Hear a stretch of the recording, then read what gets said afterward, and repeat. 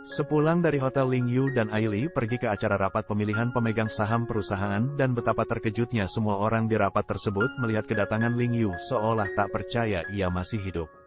Ling Yu datang di ruang rapat untuk menentang keputusan penunjukan Ling Feng untuk menjadi CEO. Ayahnya pun langsung menanyakan bagaimana keadaan Ling Yu. Atas ketidaksetujuan Ling Yu terhadap Ling Feng sebagai CEO baru membuat Ling Feng menjadi marah kepada Ling Yu. Namun Ling Yu sudah menyiapkan penjelasan bahwa proyek yang diajukan Ling Feng itu tidak baik dan hanya akan merugi. Bukan hanya penjelasan saja, tetapi ia juga mempunyai bukti atas apa yang sudah ia katakan. Ayahnya pun sangat marah kepada Ling Feng saat melihat bukti yang diberikan oleh Ling Yu. Akhirnya Ling Feng gagal menjadi CEO yang baru. Bukan hanya ayahnya, hampir semua pemegang saham menentang alias tidak setuju atas penunjukan Ling Feng sebagai CEO yang baru. Setelah pemegang saham keluar dari ruangan, Ling Feng terlihat sangat marah kepada Ling Yu karena telah menghalanginya untuk menjadi CEO yang baru. Kemudian Aili lagi-lagi menunjukkan bukti kepada ayah Ling Yu bahwa kecelakaan yang dialami Ling Yu adalah karena ulah Ling Feng kakaknya sendiri. Dengan marah, Ling Feng memukul paha Ling Yu untuk membuktikan soal kaki adiknya tersebut pincang atau tidak. Ternyata Ling Feng mengetahui tentang Anxin lalu mengatakan dia tertarik dengan Anxin karena sejak dulu ia selalu mencuri apa yang Ling Yu sukai. Ling Yu memperingatkan Ling Feng untuk tidak menyentuh Anxin. Ketika Ling Feng meninggalkan ruangan rapat itu, lalu Ling Sheng pun mencoba menenangkan Ling Yu. Di mobil, Ling Yu pun langsung meminta Aili untuk melindungi Anxin dan jangan sampai Ling Feng tahu keberadaan Anxin. Di sisi lain, Anxin sangat merindukan sosok Xiaoba. Ia merasa hancur saat Ling Yu bertemu Aili di hotel dan langsung meninggalkannya begitu saja dan tidak pernah kembali lagi ke rumah.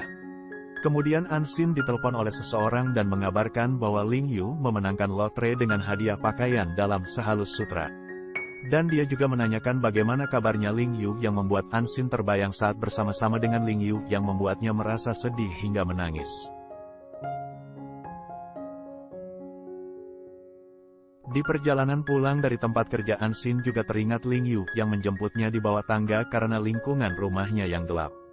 Kini jalanan yang dulu gelap itu sudah terang benderang.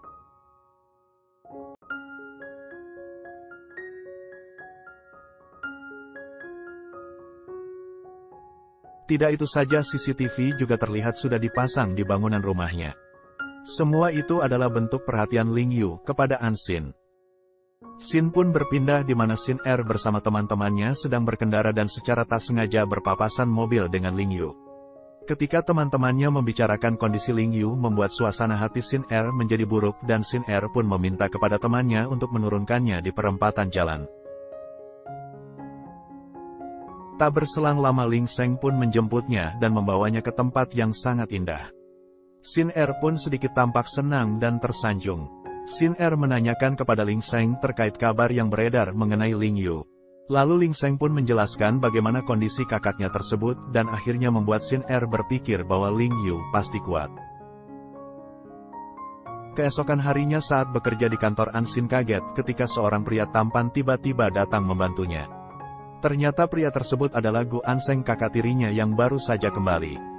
Terlihat rekan-rekan kerja Anxin sangat iri dengan Anxin yang selalu didekati oleh pria-pria tampan. Kemudian mereka berdua pun duduk santai di kafe sambil bercerita banyak hal. Ansheng merasa sangat prihatin dengan keadaan adiknya sekarang. Dia pun berjanji untuk selalu menjaganya. Tentu saja kata-kata dari kakaknya itu membuat Anxin menjadi senang sekaligus terharu.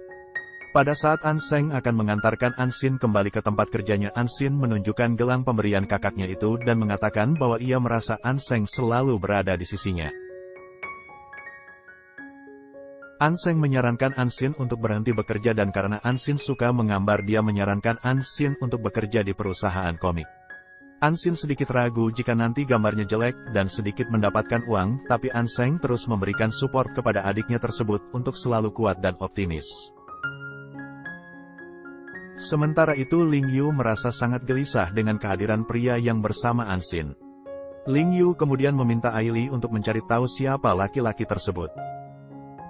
Malam hari Anxin melihat ada lowongan pekerjaan di konvensi komik dan dia pun mencoba melamar pekerjaan tersebut.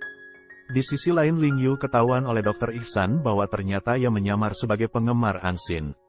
Saat Ansin berangkat ke perusahaan komik hari pun hujan dan ia berteduh di halte bus, ia pun kembali teringat kenangan saat-saat bersama Ling Yu. Dan secara kebetulan ternyata Ling Yu pun melihat Ansin dari kejauhan. Ansin pun kini telah berada di perusahaan komik untuk melakukan wawancara kerja. Tanpa menunggu lama ia pun langsung diterima begitu saja yang padahal ia lupa membawa hasil karyanya. Di saat yang bersamaan Anseng pun pulang ke rumah. Ayahnya yang mengetahui bahwa Anseng menemui Ansin menjadi sangat marah karena ia menganggap Ansin bukan sebagai putrinya padahal Anseng juga bukan putra kandung ayahnya. Ibunya pun memberi pemahaman kepada ayah Anseng yang membuat ayahnya menjadi lebih tenang. Ibu Anseng pun menyarankan agar Ansin diundang untuk hadir di acara ulang tahun ayahnya dan ia pun menyetujuinya.